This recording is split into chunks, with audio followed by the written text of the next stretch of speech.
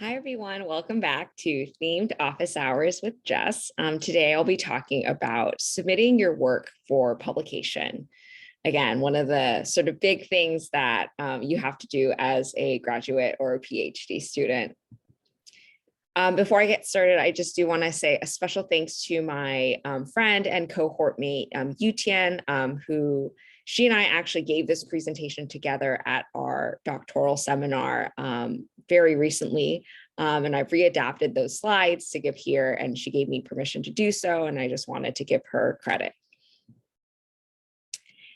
So I will be starting at assuming that your paper is written, approved by all co-authors, and ready to go. So that's where the story is sort of starting here. I do have another video that talks about tips on how to put together a manuscript. So that's kind of another topic, but here I'm starting assuming that you are ready to submit. So your first step is figuring out what journal you want to submit to. It's really important to consider who your target audience is going to be and to align that with the journal that you select. Another good resource is this website I've listed here. It's called Jane, Jane. The website link is there.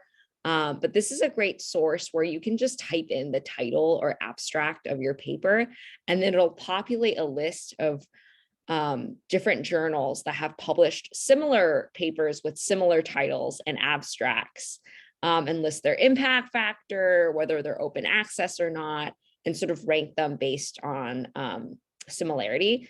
So it's a good resource to go to just think of more journals to apply or submit your work to.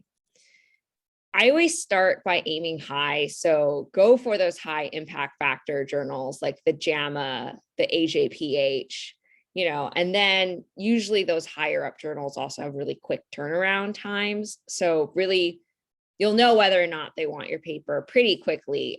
So you can just sort of, if they want it, then great. If not, you kind of keep moving down your list to the next tier of maybe slightly lower impact factors and just keep doing that. It's also good to look at the journals of some of the articles that you've cited. Those are another great place to get ideas of more journals to submit to.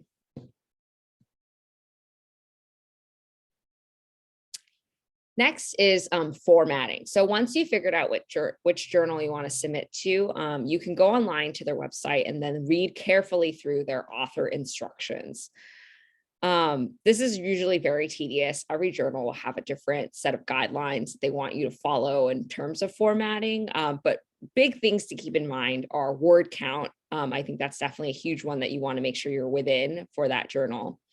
The number of tables, figures, and citations that can be in the paper, as well as how they want you to format your manuscript and title page. Like, do they want it to be blinded? And if so, usually then they'll want the title page as like a separate document. So just things like that, kind of key things to format. But I would say that a lot of journals are starting to move away this tedious formatting process that is so specific to each journal. So don't sweat every little period or font size or margin, page number. I think that as long as you generally follow their instructions, and if you accidentally do something wrong, it's not going to jeopardize your entire submission. So kind of find that balance of following all the instructions as best as you possibly can, but don't stress out if you miss one little detail. You'll also need to include a cover letter that is specific to that journal that you submit to. There's usually a pretty standard format you can follow. I think there are example cover letters that you can find online or get from your mentors or just other people who've submitted papers. And then attach your letterhead of your department or institution at the top to make it look nice and official. You want to include in there, again, why your study is relevant or novel, and why your paper will interest the journal's readers. So those are kind of the more specific things about your paper you want to include. Things you want to avoid in the cover letter are not just directly copying and pasting your abstract into the cover letter. That's not going to be useful. And also avoid jargon or using too many acronyms, because this is going to be the first time that they're the first exposure that they have to your paper. So again, don't be too jargony.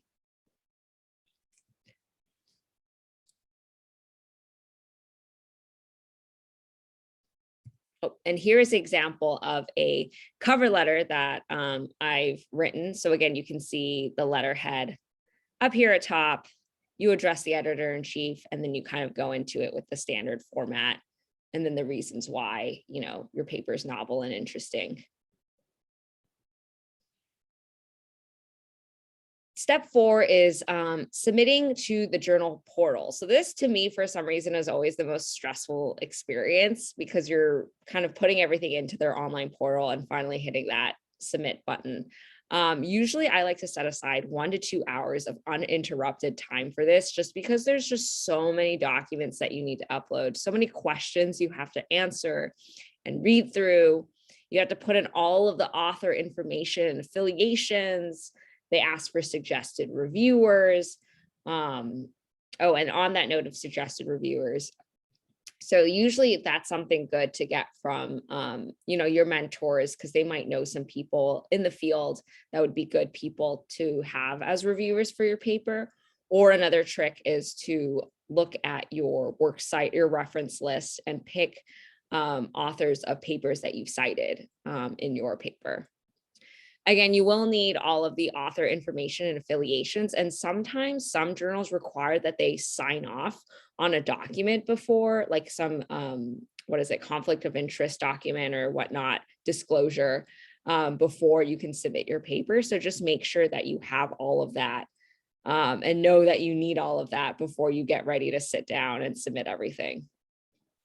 And then once you're all good, it'll populate your final PDF proof, which you should look through carefully. Make sure there's no like gaping errors, or you're missing any big documents, or you have like a page missing. So look through that proof carefully. I always save a copy of it for myself as well as a file on my computer.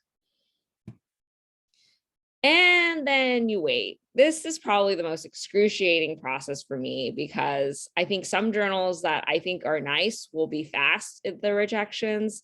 Others can be slow with their rejections. Others could just take forever to like find reviewers. So this waiting process really is excruciating. And I think it just shows that you really need to have a lot of patience to be in this field. So finally, when you do get some sort of response back from the journal, these are the possible decision types.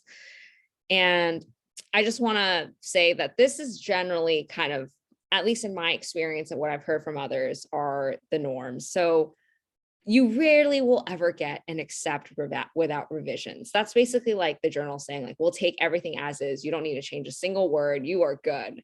That again, rarely ever happens, because the reviewers always have something that they can say to help improve your paper. So likely you will get one of the following 3 listed here in green: a minor revision or a major revision, which I call revise and resubmits. So usually when you get these, it's the reviewer likes your paper, they want it to be accepted, but they want you to make changes before they sign off and give you that final okay.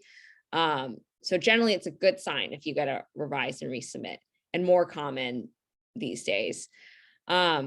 I've also had this happen to me before, where you actually get a reject. So the journal will reject your submission, but then the editor might come in and be like, but we really like this paper. We think it can be really strong, and we want to send it out to reviewers. You need to just change a lot of this stuff, and then resubmit it as a new submission.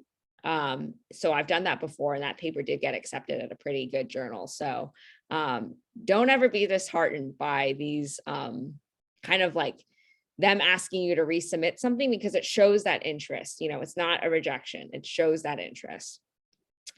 Then obviously there are some less fortunate outcomes.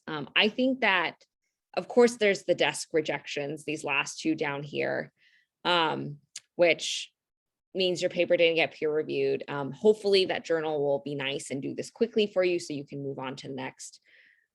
Some will even offer to transfer you to their open access or their paid version of their journal, which I don't know, it doesn't really mean that your paper is better than anything else. It's just kind of their default.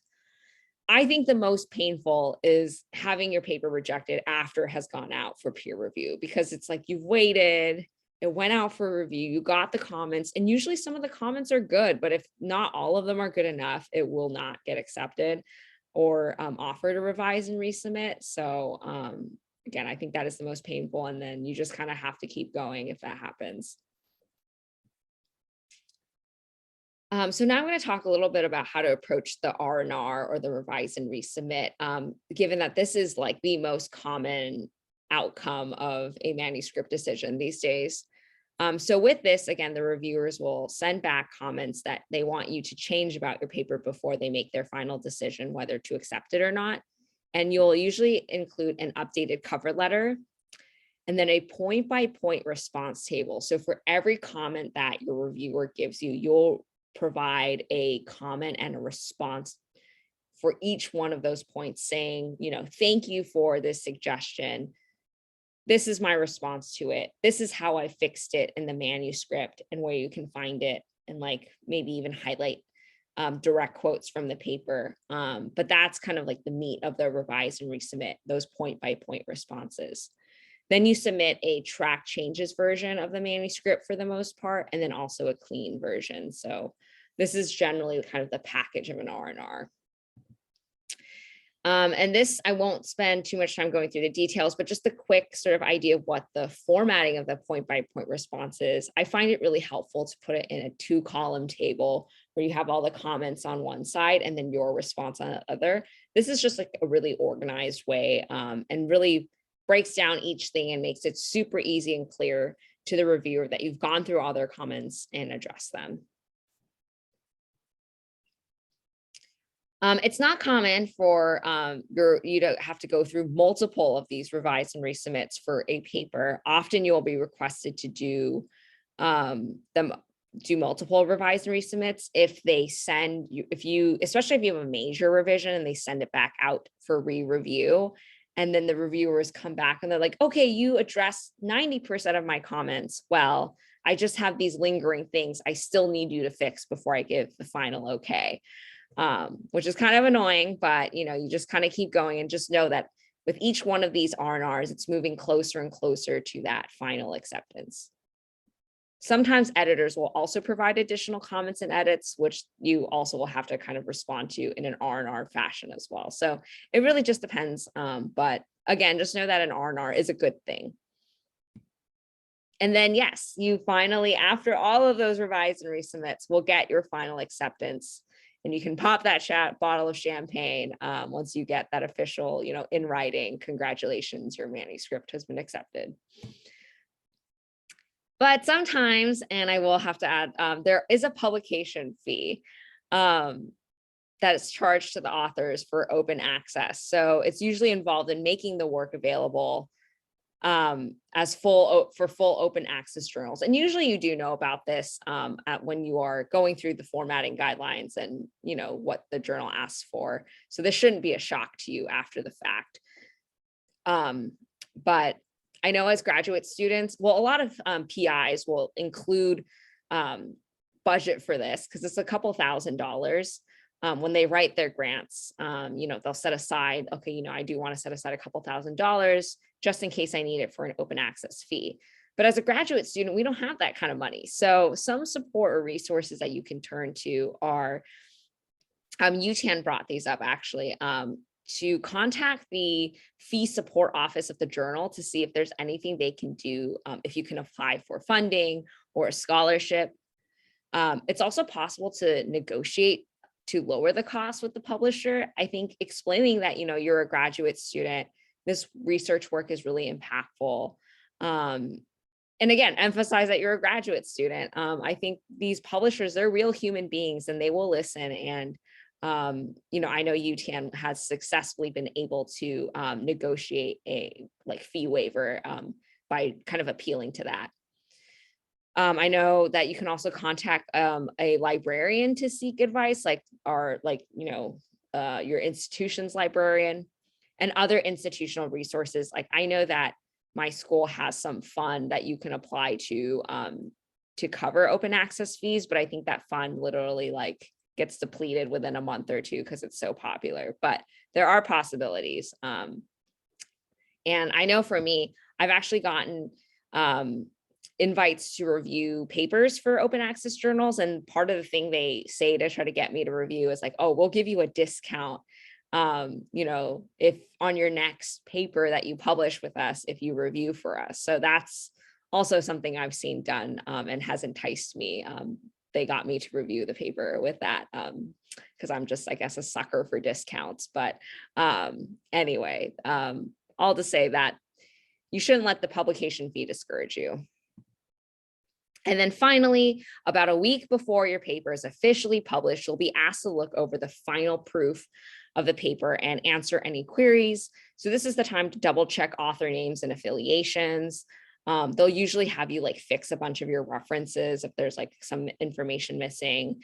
And this just, read through just to make sure there aren't any typos or any little things you want to change, or if you've had any edits that kind of just suddenly came to you about your paper, that you make sure like this is your last chance to sneak those in. And then finally, once your paper does come out, you want to share it as much as possible. You want to disseminate all of that hard work that you just did. And great place to do it is on Twitter. I have an academic Twitter that I made for this purpose. And it's important to tag the journal's Twitter as well as your co-authors if they have Twitter accounts. Again, it just helps with that spreading and dispersion of information on Twitter. Sometimes your institution can also put out a press release and highlight your article in their institution's website or communication channel. So I know at least at my school, there's like a person in the communications department that you can email and let them know, hey, like I just published this paper. Can you do a press release or publicize it for me? And they're usually willing to do so. Also start citing your paper in other papers and future papers that you write. And put it on your CV, because this is, again, lots of hard work and something you should definitely be proud of. Before I wrap up, I just have a couple of overall tips as usual. So my first one is don't be discouraged by rejection. I would say that is the norm with these, submitting paper processes. Sometimes I've submitted my paper like 5 or 6 times to different journals, and that's just, or more. And that's just like how much it takes sometimes before one will finally give you that revise and resubmit. But just know, and this is what my mentors always say to me, your paper will always eventually find its home. And I have found that to be the case in kind of all of the different papers that I've had to push through publication. And some have been accepted on the first try of a journal. Some I've had to, submit to 10 places before it got any kind of response. So patience is key, leads into my second point. Sometimes it can take months or up to a year. It has taken that long for multiple of my papers actually, for a paper to go from that start to finish review process. So again, don't be discouraged by that. It's just unfortunately part of the process. Which is why, third point here, it's always good to have different papers at different parts of this pipeline, just because it takes so long for a paper to go through publication. You ideally want to have different projects or different papers at different stages of this. So you always feel like you have something kind of going on. But yeah, those are kind of my overall tips and my kind of big picture summary of what it's like to submit a paper for publication. So let me know if you have any comments or suggestions. Thank you all so much.